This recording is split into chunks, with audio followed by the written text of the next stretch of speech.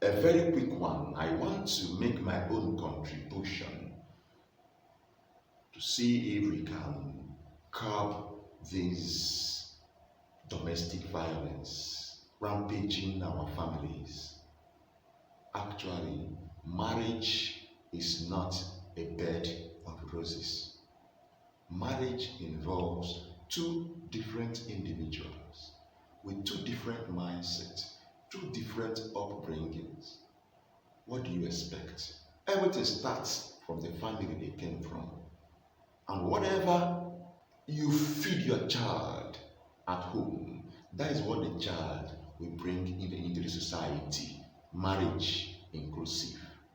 But let us not go into that. I will still talk about how family influences the society. Now, let me go straight to what I have today.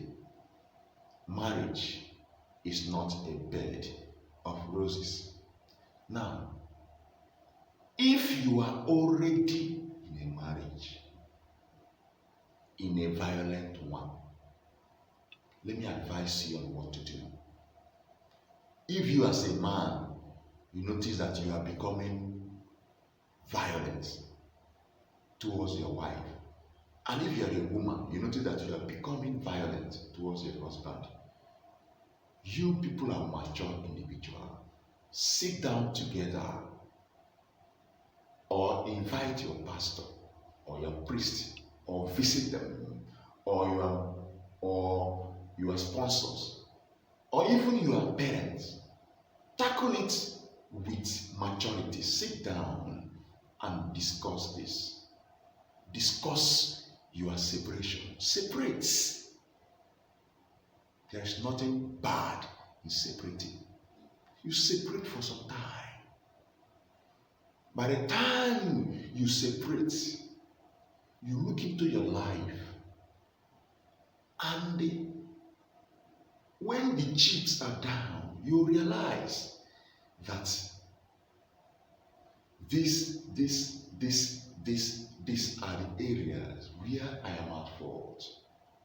Over maybe 6 months, 1 year, you realize that you've been messing around. You realize that there is need for you to do what?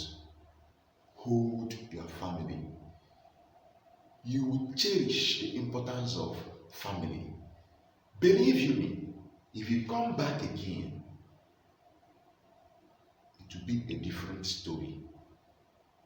Instead of staying there, fighting, injuring each other, and leading to possibly death, scandalizing your children, the best thing is to separate. That doesn't mean that you have divorced. Of course, I stand with the Catholic Church. There is nothing like divorce. What is obtainable is what? Separation. Very, very important. So take a good look at it. Look into it if you are already becoming violent in your marriage. Then the second part of what I want to tell you today is this. If you are about to get married, if you are courting, somebody will come to me and tell me, sir, I get this guy, I love the guy loves me, he gives me this, he takes care of me. One question I usually ask is, what is this guy's fault? To the guy, what is this lady's fault? Some will just be looking at me like, I don't know any of this girl's, this lady's fault. I don't know any of his fault. How can you think of marrying someone you don't know his or her fault? Then what are you going there to tolerate? Marriage is all about what? Tolerance. So if you want to get married, please focus on the person's fault. Try as much as possible to grab, to learn, to know as many faults as you can. Then after knowing the person's fault, Check if you can tolerate these faults. If you cannot tolerate these faults, run. Yes. Yes.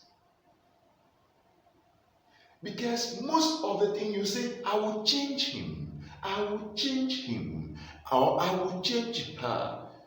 Because you have deceived yourself, thinking that you will change her, when you now get married, you realize that you cannot change her.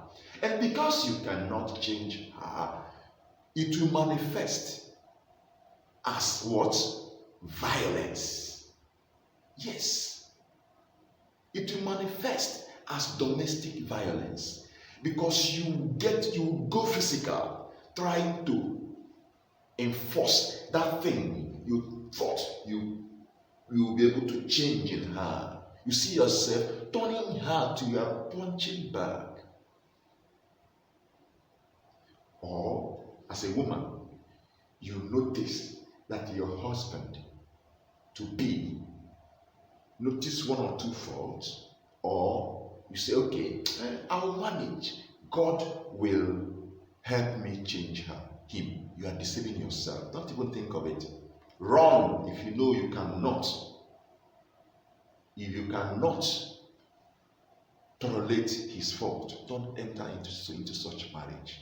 In fact, if you don't know his fault at all, if you don't know any of his or her fault at all, he or she is hiding something from you. Yes, because everybody has one or two or even more faults. So anybody that you want to get married to and you're not able to discover the person's fault, run. The person is hiding a lot from you. The person is not living his or her real life. Run, don't stay in such. Not even enter such marriage. So this is my advice for those that are about getting married. Check out for the person's faults. If you cannot discover any fault, don't enter that marriage. Wait until you discover the person's fault. If you cannot, please stop whatever you think you are doing with the person. And if you discover a fault, one or two faults, and you are sure that you can tolerate, not change, but tolerate it or them, okay, you can go on and get married to the person. But if you cannot tolerate, run. Yes, run.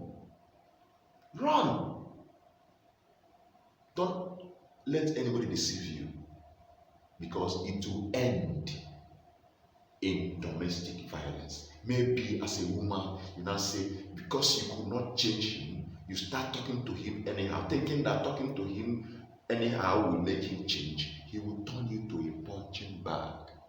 Then for the woman that is strong, you turn the husband to a punching bag. Domestic violence is a two-way thing. Not only men that are violent towards their wife. So wives are also violent towards their men. So any fault you could not discover, or any fault that you discovered and refuse to accept, that you cannot tolerate this, thinking that you can change it, go into that marriage, it will turn to what? Domestic violence. Alright, thank you very much for your attention. I hope this little message will go a long way, helping people, helping our youths to make the right choice of marriage partners, and those that are already in marriage that are violent. But if they cannot tolerate, they should seek for what? Separation, not divorce. After some time, they can come back together. All right, thank you.